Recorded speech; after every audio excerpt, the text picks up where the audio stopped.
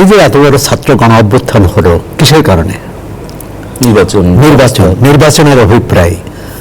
3টি নির্বাচনে মানুষ ভোট দিতে পারেনি, সেই ক্ষোভ বিক্ষোভ এবং আরো অনেক অনাচার দুর্নীতির বিরুদ্ধে আন্দোলন। সর্বশেষ ছিল বৈষম্য বিরোধী, কোটাটাই যেটা বৈষম্য বিরোধী আন্দোলনে পরিণত হয়। অর্থাৎ গণতান্ত্রিক ধারায়, স্বৈরতান্ত্রিক ব্যবস্থা থেকে গণতান্ত্রিক ধারায় দেশ পরিচালিত হবে, এমন একটা আকাঙ্ক্ষা নিয়ে এমন আকাঙ্ক্ষা নিয়ে এবং সর্বস্তরের মানুষের। কারণ কোটা বিরোধী আন্দোলনে তো সব শ্রেণী পেশার মানুষ, সাধারণ মোটে মজুর, রিক্সা চালক, অটো চালক, ফুটপাতের হকার, তাদের তো নামার কথা না। মানুষের মধ্যে একটা পুঞ্জীভূত ক্ষোভ ছিল, সেই ক্ষোভের বহিঃপ্রকাশ ঘটেছে। অর্থাৎ এই যে রাষ্ট্র ব্যবস্থা যেভাবে চলছে এভাবে চলতে পারে না। 5 আগস্টে সাবেক প্রধানমন্ত্রী পদত্যাগ করেছেন এবং ওই সরকারের পতন হয়েছে। একটা অন্তর্বর্তী সরকার অর্থ হচ্ছে যে একটা সরকারকে বিতাড়িত করা হয়েছে, আরেক সরকার আসবে এর মাঝখানে। পরে আমার মনে হয় এই যে বোঝাপড়ার একটা গোলমাল হয়েছে শুরু থেকে। এই সরকারের পিছনের শক্তি ছাত্র নেতারা, পিছনের শক্তি রাজনৈতিক দলগুলো, পেশাজীবীরা, নাগরিক সমাজ। এদের মধ্যে গরমিলের আরেকটা কারণ হচ্ছে যে রাজনৈতিক দলগুলোর মধ্যে তো ঐকমত্য নেই। এখানেই তো সমস্যাটাই, এবং অন্তর্বর্তী সরকারের জন্য এটা বড় বিপদ। বিএনপির দাবি হচ্ছে যত দ্রুত নির্বাচন সম্ভব, এবং বিএনপির শঙ্কাও আছে যে আদৌ নির্বাচন হবে কিনা। প্রতিবাদ জানানো, বৈঠক করা, এটাও একটা আন্দোলনের অংশ। আবার রাস্তায় নামাও একটা আন্দোলনের অংশ, মানে আন্দোলন, সংগ্রাম, বিক্ষোভ। তো সুতরাং এই ব্যাপারে সরকার দ্রুত আলোচনা করা উচিত। এবং সরকার, দেখুন, সরকারের অন্তর্বর্তী সরকার দায়িত্ব রাজনৈতিক দলগুলোর সাথে নিয়মিত আলোচনা করা, যেটি হয়নি। চাপ তৈরি করতে হবে কেন? এই সরকারটা তো এসছে একটা নির্বাচন দেওয়ার জন্য। একটা সংস্কার তো আপনি একটা অন্তহীন প্রক্রিয়া, তাই না? এটা চলতেই থাকে, চলমান প্রক্রিয়া। আপনার 3 বছর পরে যে সংকটটা দেখা দেবে তখন আপনি সেটা অ্যাড্রেস করবেন। এই সরকার তো 5 মাস 6 মাসে কিন্তু সেরকম বড় সাফল্যের পরিচয় দিতে পারে নাই, এবং তার মধ্যে অনেক উপদেষ্টা আছে।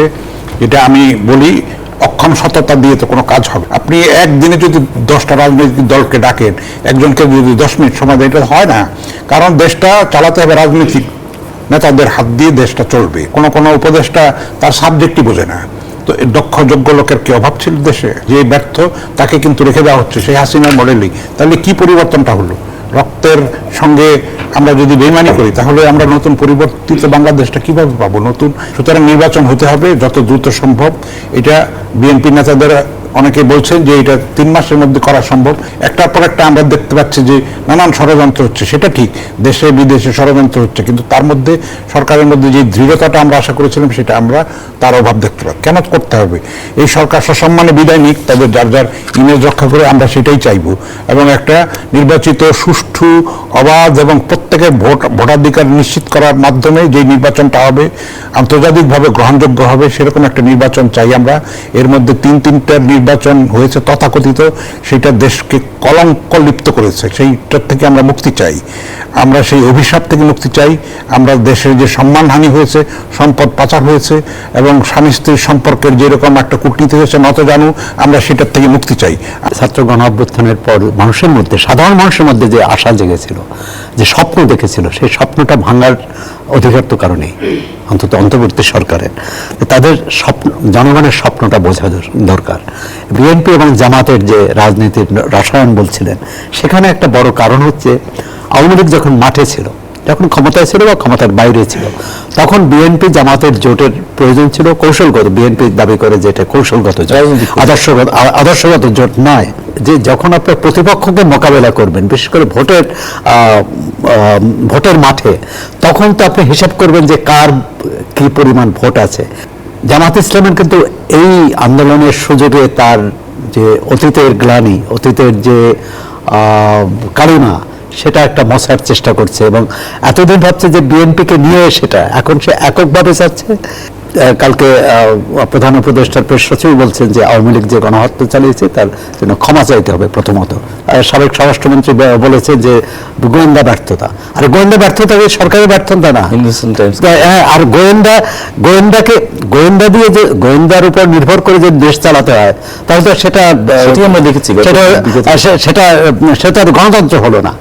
মাত্র 6 মাসও হয়নি, এই সব দল আন্দোলন করি, তো যুগপৎ আন্দোলন বলি আর একসঙ্গে বলি, তারা তো একসঙ্গে একটা লক্ষ্য নিয়ে আন্দোলন করেছিল।